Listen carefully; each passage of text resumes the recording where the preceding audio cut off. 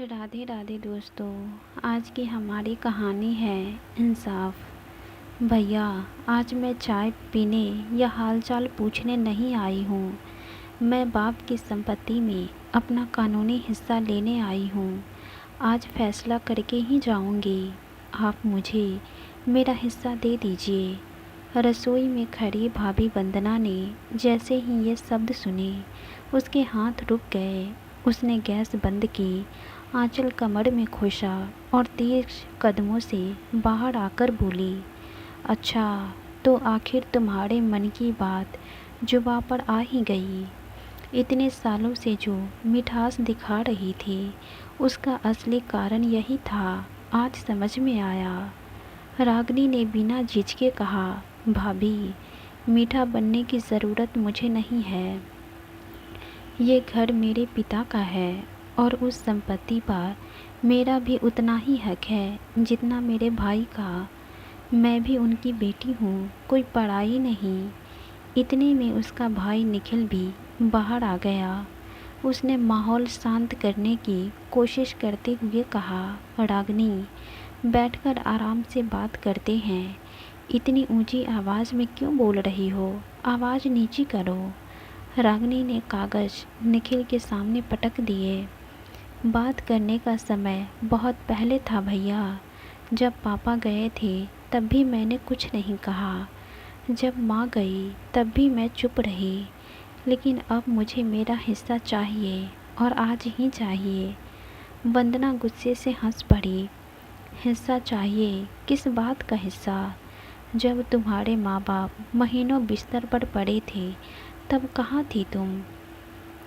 एक बार भी आकर पूछा नहीं कि दवा कैसे आ रही है? रात रात भर किसने जाग की सेवा की थी? किसने उनके कपड़े बदले थे? किसने खाना खिलाया था? मैं थी, सिर्फ मैं।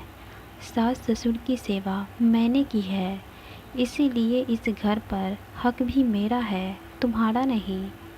रागिनी ने तुरंत पलटकर कहा, सेवा की होंगी तो अपने फर्ज से की होंगी भाभी।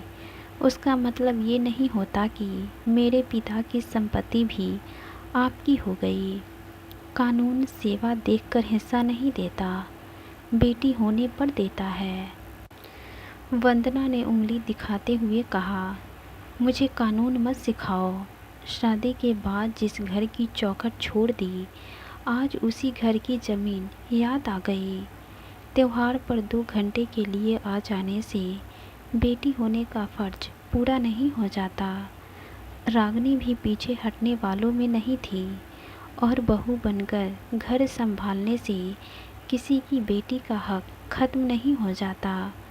मैं अपना हक मांग रही हूँ, भीख नहीं। निखिल दोनों की बातें सुनकर परेशान हो चुका था। उसने गुस्से में कहा, बस करो तुम दोनों। पड़ोसी तमाशा देख रहे हैं, शर्म नहीं आ रही दोनों को? लेकिन वंदना अब रुकने वाली नहीं थी। उसने साफ शब्दों में कहा, सुन लो रागिनी, जब तक मैं इस घर में हूँ, इस घर का 1 इंच भी तुम्हें नहीं मिलेगा। चाहे कोर्ट चली जाओ या पंचायत बुला लो। रागिनी ने भी उसी तेवर में जवाब दिया, ठीक है भाभी। अब फैसला घर के अंदर नहीं होगा, गांव के सामने होगा। फिर देखते हैं किसका सच भारी पड़ता है और किसका घमंड।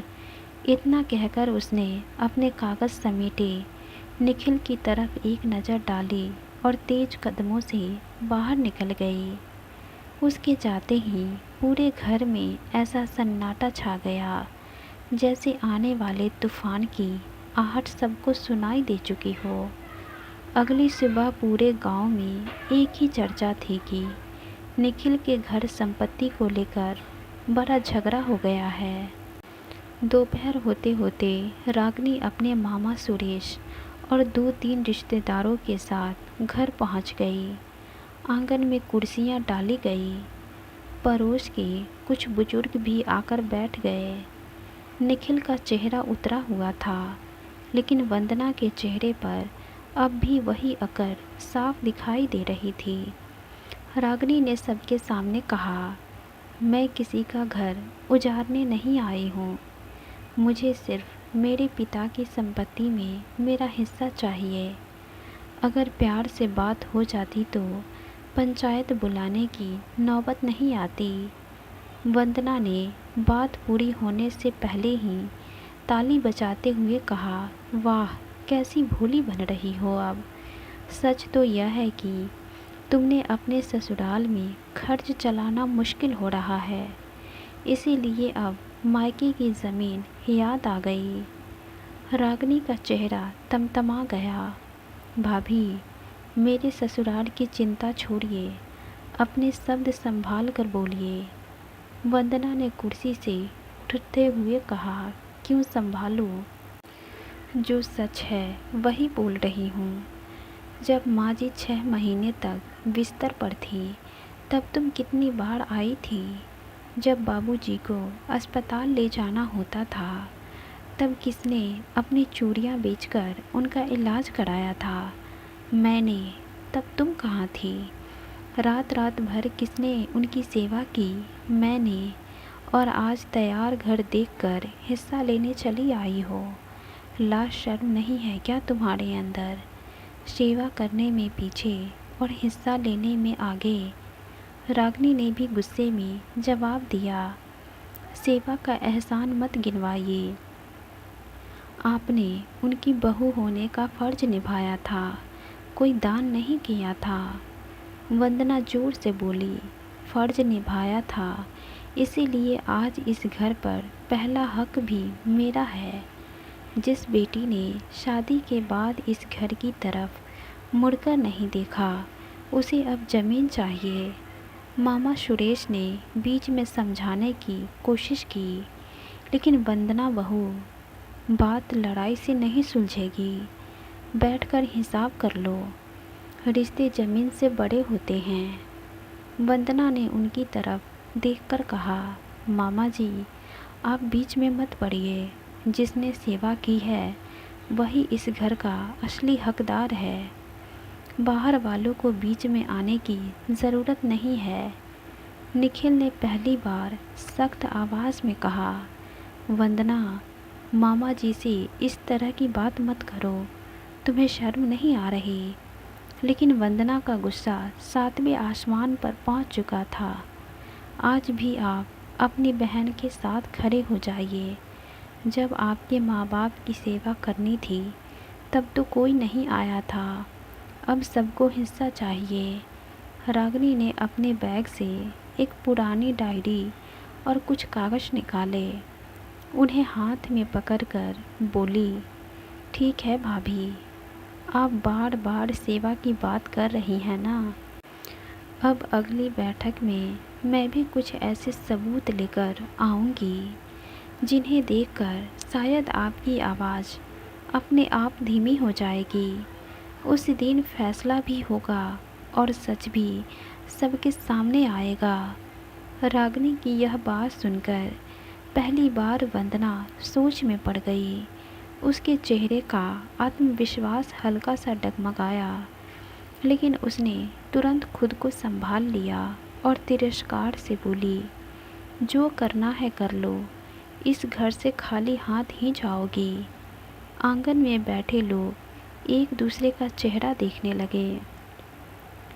किसी को भी समझ नहीं आ रहा था कि रागिनी किन सबूत की बात कर रही है, लेकिन इतना ज़रूर लग रहा था कि अगली बैठक में सिर्फ बहस नहीं होगी, कोई बड़ा खुलासा होने वाला है।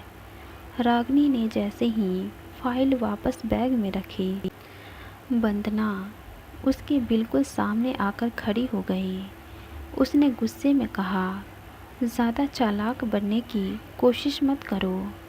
2 कागज़ लेकर आ गई तो समझ रही हो कि ज़मीन तुम्हारे नाम हो जाओगी। इतना चालाक मत बनो तुम। जब इस घर में ईंट ईंट जोड़ने की बारी थी तब तुम्हारा कहीं पता ही नहीं था। अब मकान तैयार हो गया तो देखकर हिस्सा चाहिए। जब तुमने कुछ किया ही नहीं तो सबूत कहाँ से लाओगी?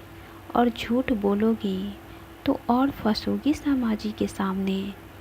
रागिनी भी तमतमाकर बोली, भाभी, मुझे आपका बनाया हुआ घर नहीं चाहिए। मुझे मेरे बाप की संपत्ति में मेरा हिस्सा चाहिए। बार बार एहसान मत गिनवाइए। वंदना ने ताली बजाकर कहा, हिस्सा हिस्सा, बस यही एक शब्द आता है तुम्हें। कभी ये भी बता दो कि अपने माँ बाप के लिए किया क्या था।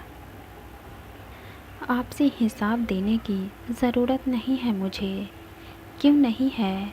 जिस ज़मीन पर नज़र गड़ाए बैठी हो उसका हिसाब देना पड़ेगा। लालची हो तुम। रागिनी ने गुस्से में कहा। और आपको किसने हक दिया मुझे लालची कहने का? मैं बेटी हूँ इस घर की। वंदना जोर से चीखी। बेटी थी शादी वाले दिन। उसके बाद जिस घर में डोली गई वही तुम्हारा घर हो गया। अब यहाँ आकर हुक्म मत चलाओ। कानून पढ़ लीजिए भाभी। बेटी शादी के बाद भी बेटी रहना नहीं छोड़ती। उसका हक खत्म नहीं होता। मुझे कानून नहीं, अपना घर बचाना आता है। दोनों की आवाज़ इतनी तेज हो गई कि बाहर खड़े पड़ोसी भी आंगन में झांकने लगे। निखिल ने बीच में आकर कहा, बस करो दोनों, तमाशा मत बनाओ। वंदना ने निखिल को ही झिझक दिया। आप चुप रहिए। आज अगर हमने और आपने बहन का साथ दिया तो याद रखिए, इस घर में मेरी भी कोई जगह नहीं बचेगी। रागिनी ने तुरंत कहा, देखा भैया, भाभी को ज़मीन की इतनी चिंता है कि रिश्ते भी दांव पर लगाने को तैयार है वो। वंदना आग बबूला हो गई यह सुनते ही। रिश्ते तुमने तोड़े हैं। जिस दिन हिस्सा मांगने आई थी उसी दिन मर गई थी मेरे लिए। अब चाहे पंचायत बुलाओ या कोर्ट जाओ, इस घर की मिट्टी भी नहीं दूंगी।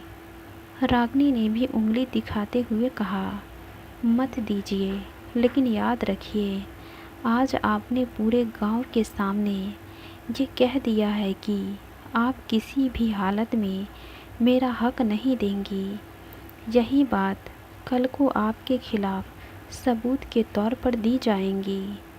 वंदना हंसते हुए बोली, मेरा कोई कुछ नहीं बिगाड़ सकता, क्योंकि मेरे पास सबसे बड़ा सबूत है। रागिनी ने भौएं चढ़ाते हुए पूछा, कौन सा सबूत? वंदना कमरे के अंदर गई और अलमारी से एक पुरानी फाइल निकालकर सबके सामने लहराते हुए बोली, यही बाबूजी के अपने हाथ से लिखे गए कागज़।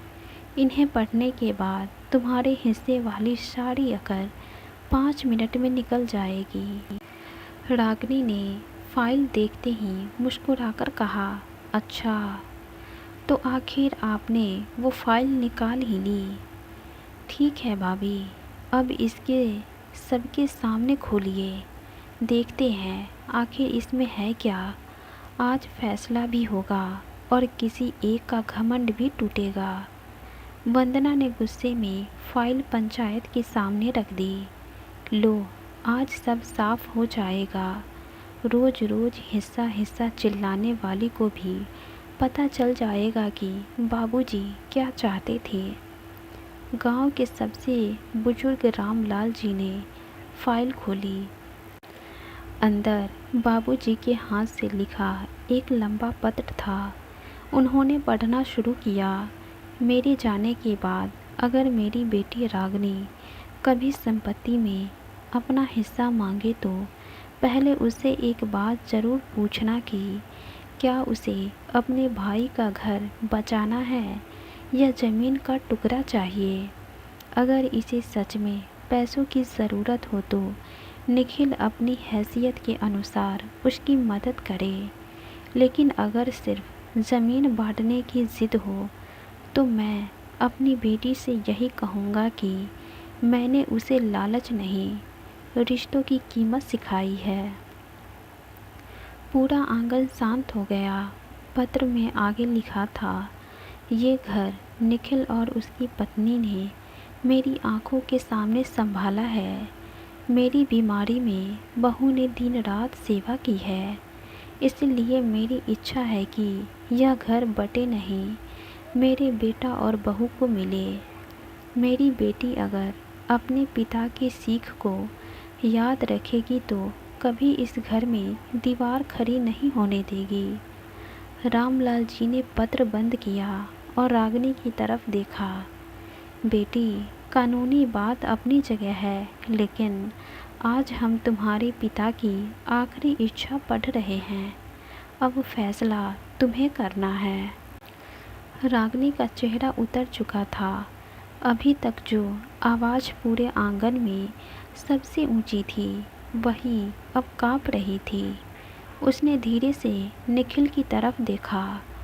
निखिल की आंखों में आंसू थे, लेकिन उसने एक शब्द भी नहीं कहा, क्योंकि वो अपनी बहन को बहुत मानता था। इसलिए पूरी बहस में भी उसने उससे कुछ नहीं कहा। कुछ पल बाद रागिनी ने अपने बैग से सारे कागज सबके सामने फाड़ दिए और भर्राई हुई आवाज़ में बोली, भैया, मुझे माफ़ कर दो, मुझसे गलती हो गई। मैंने जीतने आई थी, लेकिन आज समझ आया कि अगर ये घर बट जाता तो सबसे बड़ी हार मेरी ही होती। मेरा मायका हमेशा के लिए छूट जाता। वंदना कुछ नहीं बोली। उसने बस रागिनी को देखा। रागिनी उसकी तरफ मुड़ी और बोली, भाभी, आपने मुझे बहुत कड़वी बातें सुनाई। उनका दुख रहेगा, लेकिन मैं भी जिद में अंधी हो गई थी। मुझे लगा सिर्फ हिस्सा ही मेरा सम्मान है। आज बाबूजी की लिखी बात ने मुझे समझा दिया कि सम्मान रिश्ते बचाने में है, तोड़ने में नहीं। वह निखिल के पैरों के पास बैठ गई और रोते हुए बोली, आज के बाद मैं इस घर की ज़मीन का नाम भी नहीं लूँगी कभी। मेरा हिस्सा अगर कहीं है तो बस इस घर के प्यार में है, आपकी और भाभी के प्यार में है। रामलाल जी ने गहरी सांस लेते हुए कहा, संपत्ति बंटने से पहले अगर लोग अपने माँ बाप की सीख पढ़ लिया करें, उसे याद कर लिया करें, तो आधे झगड़े वहीं ख़त्म हो जाए। उस दिन रागिनी खाली हाथ अपने ससुराल लौटी, लेकिन पहली बार उसे एहसास हुआ कि लालच में जीती हुई लड़ाई भी इंसान को अंदर से हरा देती है। वही उसके जीवन का सबसे बड़ा सबक बन गया। अगर कहानी दिल को छू गई हो तो लाइक, शेयर और सब्सक्राइब ज़रूर करें। धन्यवाद।